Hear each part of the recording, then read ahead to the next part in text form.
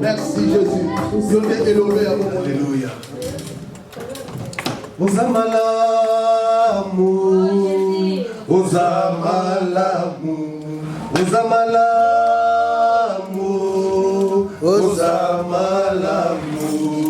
Tikakaina yemba, Nzambo Zamalamu.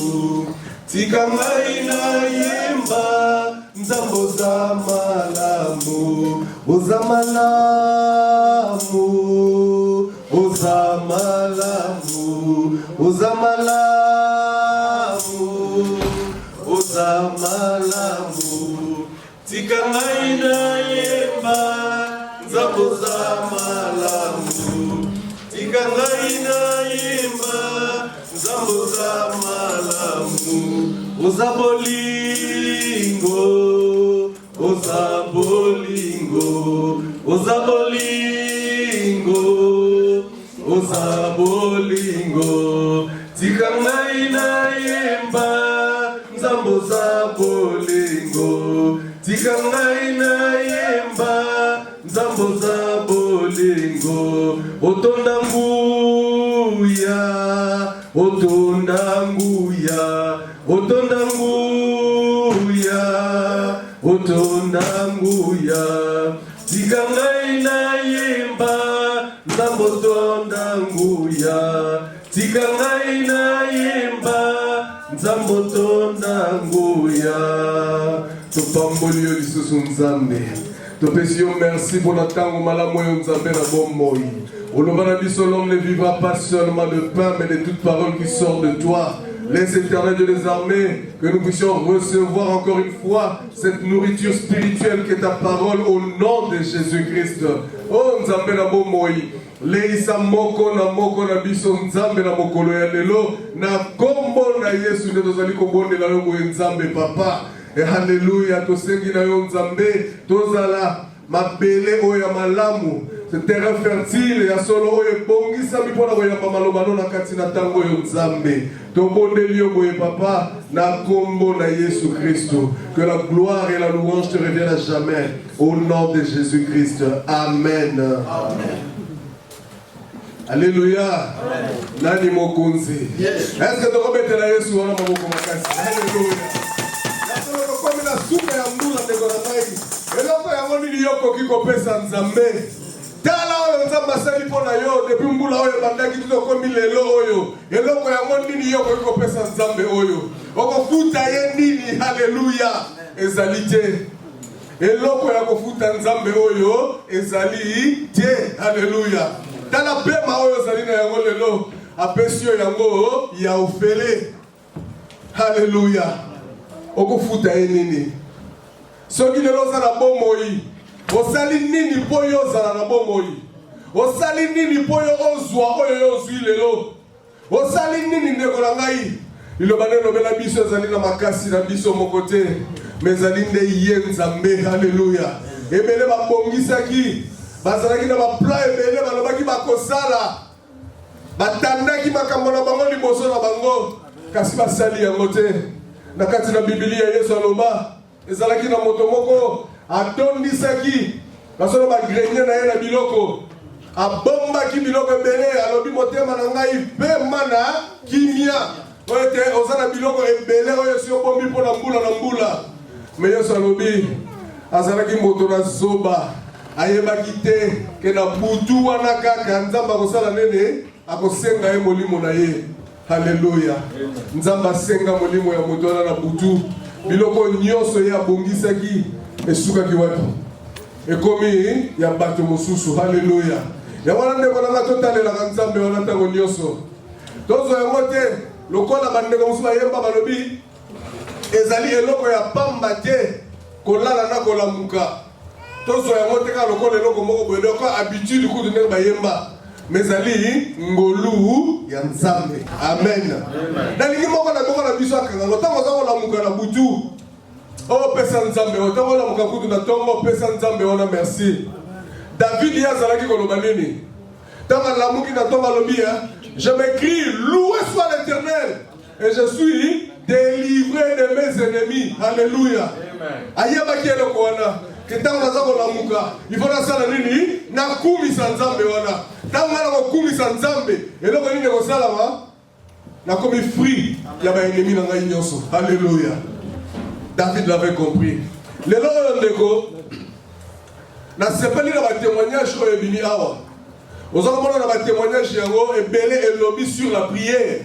Surtout oyo maman Blandine a lobé pour la papa mwele mo ba lobaki yango. Ozomona nini que ils avaient compris que Seigneur qui na bango ba sala nini ba bondela. Alléluia. Donc thème ya lelo ezali voir le changement par la prière. Nekolanga esengeli omona changement na kati na bomo inayo. Mais pour la moment le changement na kati na bomo inayo. Et là quand il faut ça là, il faut obondela. Alléluia. Donc il y a solo sobi ya ningo mona ba circonstance. Oyo ya bomo inayo est changé. Na éviter ba circonstance ni yo za kolekana na kati.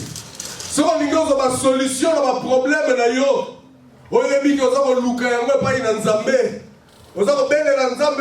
solution. Si on a une porte, on a une porte. Alléluia. On a une porte.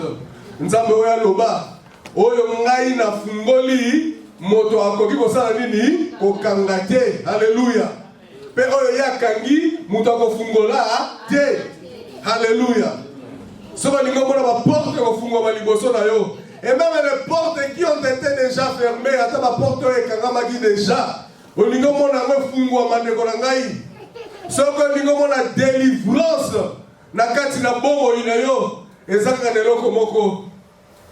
Il faut la moto ya mabondeli.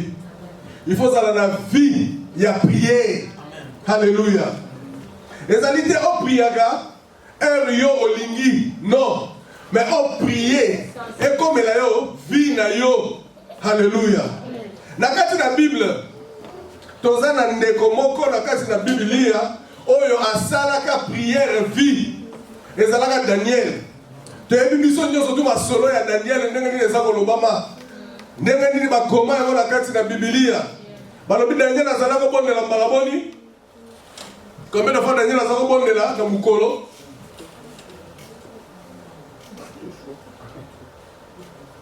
Bon, mais comment peut ça la réponse?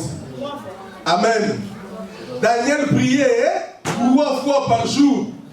Donc, à ça qui vit, prière, donc comment qui vit naïe, à koka qui kotika emote, il fallait akendaka rendez-vous naïe dans Zambé. Aïebisa qui papa, moi j'ai un rendez-vous avec toi. Et ce rendez-vous-là, je viendrai peut-être le matin, je viendrai à midi, et je viendrai encore le soir. À ça qui a vie. Et bon, dans la vie à Daniel et Nengesalaki. azalaki na vie ya molongi. Alléluia. Même tant qu'on va décider comme ça nini koboma ye balobi ke ye sili awa babwaka ye na kati ya libulu ya bankosi. Mais lokola azalaki na vie oyo ya prière. Alléluia.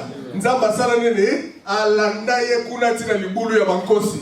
Atindi ange na ye alobi eza Daniel oyo mwana na ngai oyo ya solo asepelaka onga na sepelaka na ye kende kuna kanga minoko ya nani ya bakosi wana nyoso basala ye loko te. Daniel azalaki na makasi te contre balio wana mais ayebaki nani yango oyo azalaki kosala nini kotalela atalelaki Nzambe. Donc Daniel avait une vie de prière. Malheureusement lelo na ba chrétien eloko ni toza komona ba chrétien baza na vie ya prière te. Amen. Amen. La prière ezali kaka tango nini quand l'église appelle à prier. Ah toza na 2 semaines ya prière on a batu baye après on a prière pe sali nini esili na yango. Non, nous devons changer. Donc aussi Sambula oyo na prière. Alléluia.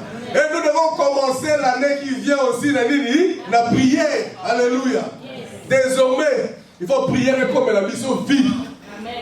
Le Seigneur Jésus, pour Asala oyo ye Asalaki moto nini ya mabondeli.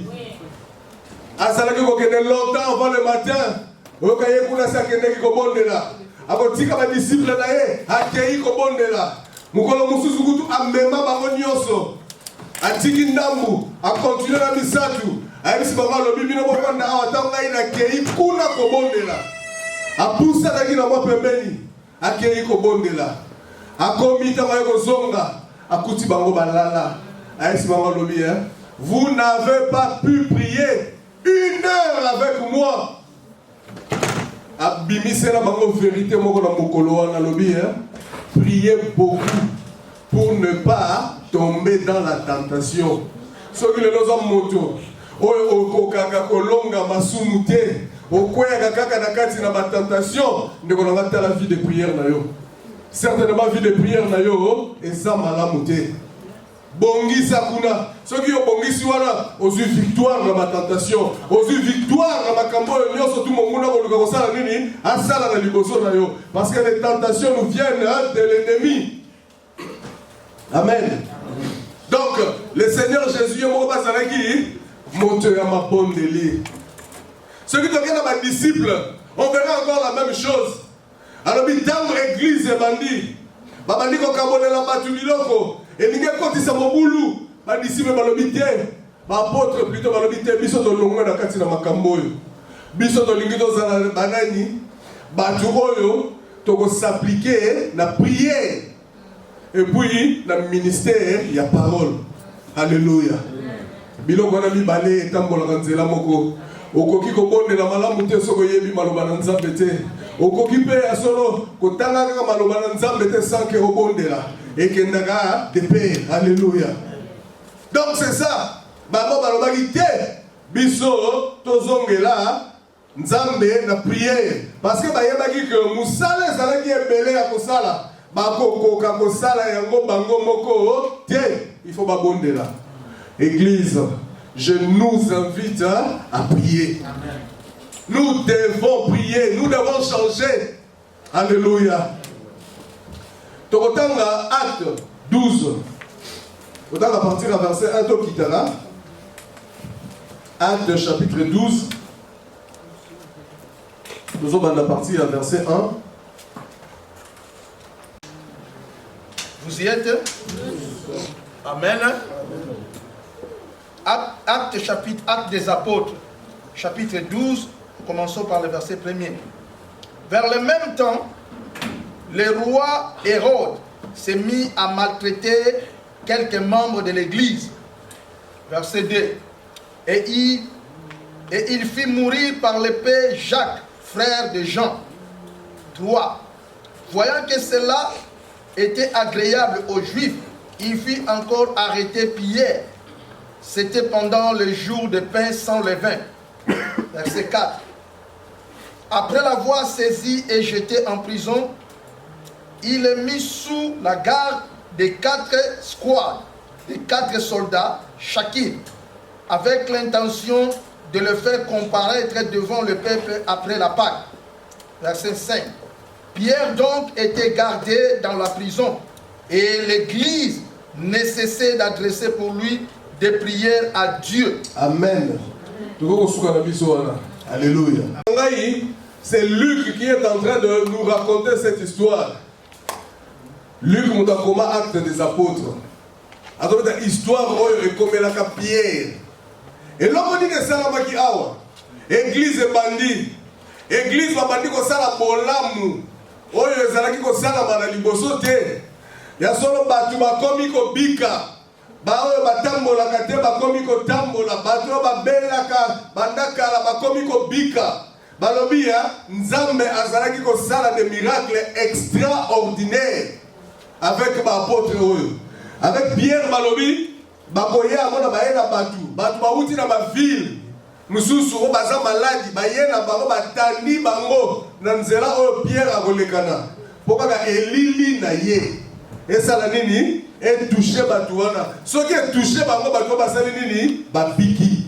Donc Nzambe azala ko sala makambu ya minene na nzela ya bapôtre oyo. Il n'y avait que du bien basalaki eloko moko ya mabe te. Mais na kati na mboka oyo balingaki bango te na bato bazalaki lokola bakonzi ya bajuif o bazalaki na temple balingaki bango te awa pe roi Hérode alingaki bango te certainement amonaki ke bato bazako zwa bato nyonso bakomi kondimela Yesu Kristu. Alors le roi Hérode atielemi alobi ye fois luka sukisa likambo oyo abandi ko maltraiter bango abandi ko persécuter bango azwi Jacques, oyo, azalaki parmi les 3 disciples, oyo, sozako ben na kabingi na pembeni. Akangisi ye pa salini ni, akati moto na ye ba décapité ye. Tango moni yango esepeli ici, ba konzi na bango siko ya religion, esepeli ici ba grand prêtre, esepeli ici ba pharisien, esepeli ici ba sadducéen. Alobi, alors, tikana continue ko sala yango. Atindi siko baluka nani baluka Pierre. Jacques asasalene akufi bake bakangi Pierre. Mais bakangi Pierre na tango oyo ekomaki pembeni ya Pâques. Alors wana lobi au lieu de continuer na likambo de ngato sala toko sala yango na sima Pâques sala nini elekana nanu. Mais eloko moko ezalaki wana bolamu oyo bango bazalaki kosala ndeko na ngai. Je vais dire une chose ici. Ozali moto oyo Nzambe bengi yo sala nini osala kamalamu ozala moto oyo azakolakisa bolingo bisika nyonso yeba yango ke pona bolamu oyo kobanda kosala batu bakoki kozongisela yo mabe tout simplement parce que yo oza kosala malamu ebele awa lelo nayebi ke bamisusu basi babilobela ngai nakosalisaka lisusu batu te mpona makambo basali ngai na motema na ye nyonso ya malamu alukaki kosalisa batu me bazongiseli ye mabe ebongo akanisi nini il faut ngai na changer na koma mpe ekosala mabe mpe nakipaka lisusu te. Mais je veux te dire une chose ndeko na ngai ke ozali komikosa soki otiki kosala malamu olongwe na kati ya volonté ya Nzambe. Parce que Nzambe wana abenga biso na kosala malamu. Liloba lobelaka biso que si nous sommes nés de nouveau, c'est pourquoi? C'est pour pratiquer les bonnes œuvres. Oyo Nzambe asalaki nini? Atiaki na liboso na biso. Ye moko Nzambe ne atia makambo oyo ya malamu na liboso na biso po biso tosala yango. Donc okoki koloba te po basalaki nga mabe bazongiseli ngai mabe nga nasala nini? Natika kosala malamu. D'ailleurs, kutu liloba na Nzambe eza koyebisa biso même pour nos ennemis tosala nini? To continuer kosala malamu. Abita koza kosala malamu mpona ennemi na yo eza lokola nini? Oza kobakisa makala ya moto na mutu na ye. Bolamu tokoki kosukisa yango te, tokoki kostope te ndeko na ngai bolamu. Parce que le Seigneur nous a appelés na yango de bonnes œuvres. Donc ndeko na nga tolemba te na kosala yango. Certainement bakozongiselaka biso bamabe, mais kotala mabe bazongiseli yo te. Alléluia. Yo continue na nzela wana. l'Apocalypse elobami oyo wapi aza kosala malamu asala nini a continuer kosala malamu akoba na malamu wana oyo paza ko continuer na masumu na ye a continuer na masumu na ye mais biso toza oyo wana te biso tozali ba oyo toza na nzambe nous continuons à faire du bien donc otala makambo ya mabe basala yo te tiango na pembeni continue à faire du bien alléluia yango ezali volonté ya nzambe pona yo donc le roi Hérode a kangisi Pierre ye kuna na kati ya prison tala ndenge nini ya makambo esalami ya balobi ya a faire garder Pierre na 16 personnes donc à 4 personnes quoi hein? Certainement bah c'est succédé pour Pierre azalaka ka garder akimate et puis à juillet à continuer wapi à continuer na kati ya prison na kati ya prison là où il y a koti aza attaché à kangi sous na ba chaîne et bongo ba soda mi balé baza ko lala na pembeni na ye Pierre a ko bima ndenge nini eloko nini ya ko sala po bima ezalaki impossible donc ko bima te ndeko na ngai na yebite soki bakanga yo wapi ezala ndeko moko na bandaki makambo oyo ya prière na ye kosolola kaka na ye on a incité à prier ndeko oyo alobi azalaka kolota bandoto oyo bakangi ye na bachaîne akomona vraiment que aza ligoté donc bachaîne vraiment bachaîne nde bakanga ye na ye koyebisa ndeko ntango alobi makambo ya famille na ye libota na ye bana na ye nayebisi na bino ndeko na ngai il faut otelema na mabondeli mutu mosusu akotelema yango te mpo na yo il faut yo moko osala nini otelema tala osi okei bafrance okei bamboka na bamboka koluka na solo mutu nini akoki kosunga yo na suka nango osala nini eloko te alors yo moko siko osala nini banda kobondela halleluya ndeko oyo andimi abandi kobondela mukolo liboso oyo abondeli akende kolala boye amona nini batu baye kokota na ndako oyo azalaki baye koluka ye mpo basala ye mabe me ye ntango bango baza koya kokota ye abimi na porte mosusu akei bakuti mwasi na bana baza koluka ye aza wapi mpe bakomi koregrete akimi biso nayebisi ndeko nalobi eza nano kaka ebandeli okomona ya mingi na nzambe wana halleluya yo osala nini koba na kobondela ndeko akobi na kobondela mokolo mosusu alobi asisi kaka kobondela boye mwa pongi moko ya moke bandi koyiba ye atala nini akomi nyoka moko ya monene atelemeli ye abi abanda bitumba na nyoka abangi te eloko te normalement boye soki moto amoni nyoka awa nayebi ke biso nyonso ntango mosusu tokobima na kati ya salo tokokima me ye lokola nzambe alingaki kolakisa ye makambo lokola yo okomi na mabondeli tala makambo oyo ngai siko nzambe osali na bandi kolakisa yo alobi abunda na nyoka wana abi vuma yakanga nyoka kati na suka na mwa kosutuka ayebisi mwasi na ye abi nakomoni kaka nakomi ata kobanga kolala yango mpo bandoto nga nakomi kolota oyo me mwasi na yebisi alobi te eza victoire ozomona ngo te nzambe aza kolakisa yo nini victoire bakangaka yo na bachaîne me lelo oyo bazokoka yo lisusu te baye koluka yo bamoni yo te nyoka telemela yo osali nini obundisi na nyoka okangi na nyoka donc elingi kolakisa nini ke yo komi makasi ndeko azokontinue na kati na mabondeli na ye moko mosu ayo azotambola na nzela amona mabanga ya minene bazobamba ye yango me mabanga yango nyonso ntango eza koya so pe pembeni na ye eke ya kote ekoya boye mona eke ya kote nde mabanga mpe eza koya ezotourne kua mais soki ekomi kaka pembeni na ye mona libanga eke ya kote ese ndeko na ngai c'est là la victoire ezwamaka wapi na kati ya mabondeli mabolongo na yo na se ndeko na ngai yango nde kopesa yo victoire alléluia. Donc ndeko na ngai je vais te dire une chose que makambo nyonso ya mabe baplan nyonso ya mabe oyo monguna abongi bongisi na kati na vie na yo lelo toza na suka ya mbula oyo je vais te dire au nom de Jésus ezala annulé à partir ya lelo oyo nyonso balobaki oyo nyonso babongisaki contre bomoi na yo au nom de Jésus ezala nul et sans effet. Alléluia.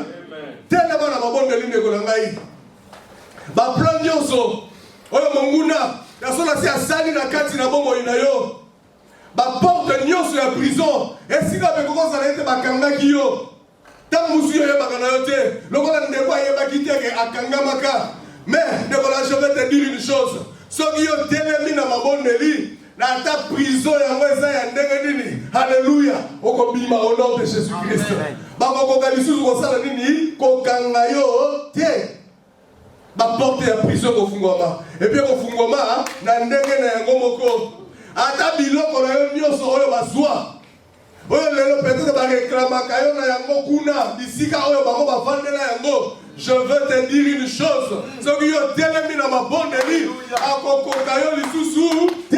Alléluia. C'est ça la parole de Dieu pour toi ce soir. Alléluia.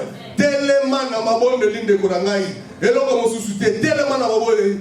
Église bazalaki en prière kuna bakangi Pierre azala kati na prison mais église awa balobi nini te biso kotozala na nini na prière bazalaki kobondela baki kovanda epai ya mama ya Marc oyo akoma évangile selon Marc baki kovanda epai mama Marc baza kobondela po nzambe asala nini asunga Pierre kuna na kati na prison. Ndeko na ngai il faut savoir ce que tu demandes à Dieu. Osengaka nini epai na nzambe il faut la précis dans la prière na yo et puis il faut ça la nini persévérer na prière balembaka tende ko la ngai Yesu aloba lisese moka ebisi bango lobi ete na lobi lisese oyo bona ko la kisa bato ete sengeli na bango ba bondela et bango ba sala nini balemba te. Alléluia. Olembi pona nini ndeko na ngai soko zu victoire te ezapoyo olembi. Le Seigneur veut que tu continues à faire quoi hein? À prier. Donc l'église était là.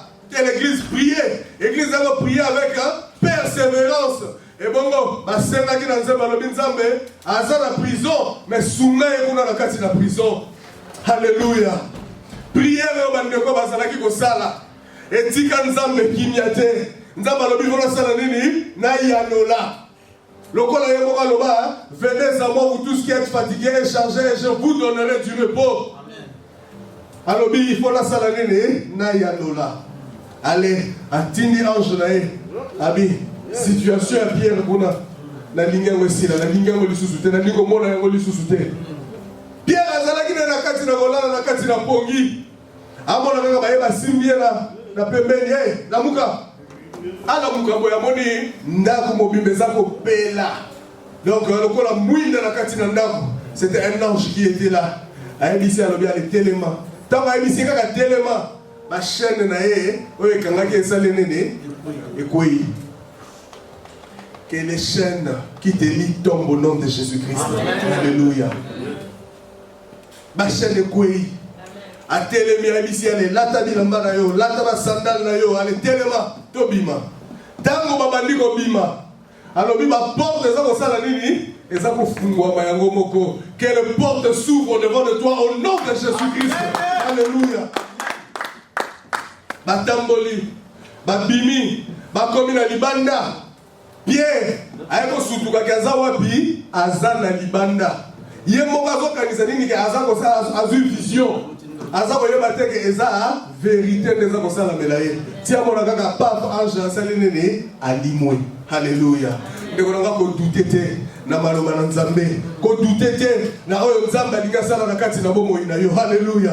Il y avait des gens qui priaient. Pierre awa abimi. Soki bango kuna babondela kite. Abe Pierre alinga sala nini? Alinga ki abima te. Ndeko nanga situation na yo ko changer kaka soki yo bondeli. Alors décide-toi à partir d'aujourd'hui de faire quoi? De prier. Situation à libota na yo et ko changer soki yo sali nini? Au bondeli. Alors décide-toi de faire quoi? De prier. Alléluia. Ezalaki na ndeko moko. Balingi babana na mwasi na mobali. Na famille ya mwasi baboyi mobali. Na famille ya mobali baboyi mwasi. Mais bango mibale bazalaki ba chrétien. babi tokosala ndenge nini tokota prière bakota jeune mwasi na mobali ya une semaine tango babimi na jeune na bango ba famille nyonso mibale ndimi. Alléluia. C'est ce que Dieu peut faire. Nzamba za kozela yo sala nini oh bondela. Alléluia. Yango nde nzamba abenga yo na yango ndeko na ngai. Et puis yeba yango que eza na bénédiction oyo elandaka une prière persévérante. Amen. Soko za mutu oyo za ko bondela oza ko lemba te yeba ke na suka na yango ndeko ko salama lipamboli eza koya. Alléluia. Prière na yo wana eza lokola mwasi oyo amemi zemi suka na ngo fasala nini abota tangu ya akobota. Alléluia. Akobota mwana akosepela na yango de la même manière soki ya solo omemi zemi oyo wana ya prière yebake tango okobota ndeko na ngai okobota lipamboli okobota jamais eloko ya mabe. Eza na basi ebele na kati na Biblia bazalaka ba femme stérile lokola Sarah a été une femme stérile mais tango yebo comprendre lokola lobami na Hébreu 11 verset 11 alors bien yebo comprendre que nzambe wana azali fidèle o abiya lobi akokisaka yango na suka na masala nini asimba Isaac azalaki lipamboli. Alléluia. Alléluia. Lelo oyo quand nous disons nous sommes de la descendance d'Abraham, nous pouvons aussi dire nous sommes de la descendance d'Isaac. Alléluia. Oyo nyonso yaka na sima na prière ndeko na salaka lipamboli. Rebeka pe lokola mwasi ya Isaac yeba azalaki nini stérile.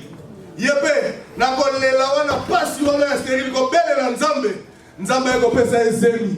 Ayebisi je te dis une chose Rebeka na kati na yo ezala nini na ba nation mibale yo bazako kunda na kati na yo. Alléluia. Tango ba mima moko na bango azala nini lipamboli oya bota les 12 tribus d'Israël. Alléluia. Et donc Dieu se yaka sima na prière de konanga e yaka na nini na lipamboli. Alléluia. Total histoire ya Anne. Oyo biso nyonso toyebi. Anne azalaki deuxième femme. Mais azalaki kolelela mobali bazako seka ye abotaka te. Azako lelela mobali na ye. Mobali alobi eske ngamu tunapesaka bana. Est-ce que on a ça pour pesa yo kokite? Est-ce que ngai naza plus que bana te pona yo? Ana eko comprendre une chose alobi mobali yo azako kosa ngai. Na biloko azako yaka ko pesa ngao yo azo pesa nga double portion. Ya pesa ngai ebele koleka bango nyonso. Mais pas si na ngai ezaka nini ezali. Alors mbala oyo suka na biloko na yo ngana ko kende pa ya Nzambe. Na ko kende ko sala nini ko bonde na Nzambe. Ana kei aleleli Nzambe. Alléluia. Ana zalaki décider jour wana ya kotika ko bonde na te. Elle a prié. Dit le souverain sacrificateur Élie atali e balobi ana moni mosi ya langwe atakutu mutango ya bakazo bonde la o eleki. Allez, souki ça. Ndeko nanga il faut que Dieu t'arrête. Nzamba yebisa yo et koki ya oboy. Alléluia. Au bonde liti Nzamba de mutango salobi na yoki yo. Alléluia. Na une fois j'ai prié, je pleurais devant Dieu. Et Dieu a envoyé Ndeko Moko après plusieurs jours. Est-ce que oza kolela na kati na ba prière na yo? Ngana bisi oh, nazolela ndenge ni yona. Na ningana ye bana eloko ni yasa nango. Asi kalobi te. Nzamba pesinga message pour na ona yebisa yo tika kolela ya yoki yo. Alléluia. Donc Dieu a voulu me dire quoi? Arrête. Alléluia. Maintenant ça dit na yoki. Et puis alors on est seulement makamuna zango luka un mois après banzela yo se sala neni et fungwama. Alléluia.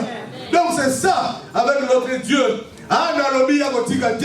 Il faut bonde là. Si le souverain sacrificateur Élie ayeko yebisa lobi et koki awa. Alors ya kei asongi. Mais lokola kendeke pa ina Nzambe. Alléluia. Na kati na mabonde li oyo, na kati ya persévérance oyo, na suka na yango lipamboli ebima, lipamboli ola kombo ezalaki na ni Samuel. Alléluia. Ndeko na ngai, eloko oyo eza ko changer te, ekoki ko changer kaka par quoi? Par la prière. Bana nyonso babota baki na basi oyo, batikala kozala, bazalaki bato ya minene na kati na mboka. Pourquoi? Parce qu'ils sont nés de la prière. Yamana ndeko na nga kolemba te. Tant que vous avez la vie à prier, il n'y a pas que les ennemis na yo. Bakosala nini? Bakosala na se ya makolo na yo. Satan mutu oyo ye abangaka mutu ya mabondeli. Soko ça sa mabondeli Satan ko banga yo tie. Pourquoi? Parce que mabondeli ndeko na ngai eko permettre yo sala nini o dominer sur le péché. Amen. Masumu eko kokayote. Ma tentation m'a dit, le roi Yosu a dit que ma disciple n'a pas prié beaucoup pour ne pas tomber dans la tentation. Donc on a au-dessus à Masumu. On a souki sa Masumu na kati na vie na yo. So on a li mutu ya mabondeli.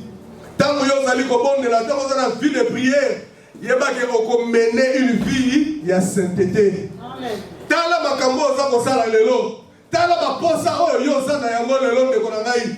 Oza na ba posa wana pourquoi? Tout simplement à cause d'une seule chose. Parce que vie de prière est satée. Ma pensée à ma belle oyosanango. Et ça pour le dire, manque la vie de prière. Ceux qui ont la vie de prière, ma pensée à ma belle oyosanango. Alléluia. C'est à cela que le Seigneur nous appelle de Gonangaï. Donc prière dans l'année 2020. Et ça répond à Yon de Gonangaï. Année de victoire par la prière. Alléluia. La victoire ne s'obtiendra que par la prière. Alléluia. Vie de prière égale bénédiction. Amen. Olingi bénédiction. Salamini. Développer vie ya prière. Amen. Nzamba pambola bino.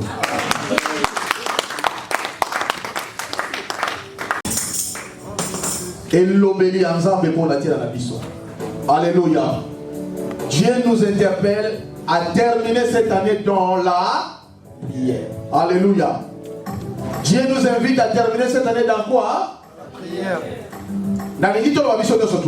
Dieu nous invite à terminer cette année dans la prière. Dans la prière. Alléluia. Il faut que prière est comme ma vie na biso. Alléluia. Yawana, organise-toi. Le soir, le matin, à midi, tu dois prier, afin que la prière devienne une vie. Alléluia. Bah, on a besoin de la bah, on a besoin de délivrance. Bah, on a besoin de solution. Bah, déjà, le 31, tu as la prière. Alléluia. Amen. Donc, tout ce qui s'amoule on a prié. Et puis, quand tu as dans la prière, en fait, que ma cambo est belé. Oyo, tu vois qui succès dans l'année Oyo, année prochaine, tout sur l'ango succès et réussite. Alléluia. Amen. Est-ce que ça vous demande de dire Oyo? Amen. Tu peux te dire ce Alléluia. Tout le monde dit, bon de la pour Sungangai, Nakoka, Kobonde la yo. Que la prière devienne une vie dans ma vie. Tout le monde dit Seigneur notre Dieu, Salabiso grâce. Na oto yoki, ma pondeli, et qui ko changer ma kapwebele na ma vie na biso. Raison pour laquelle tata, na ngai moko na kokokate, na sengi lisungi na yo. Sunga ngai na mené une vie de prière.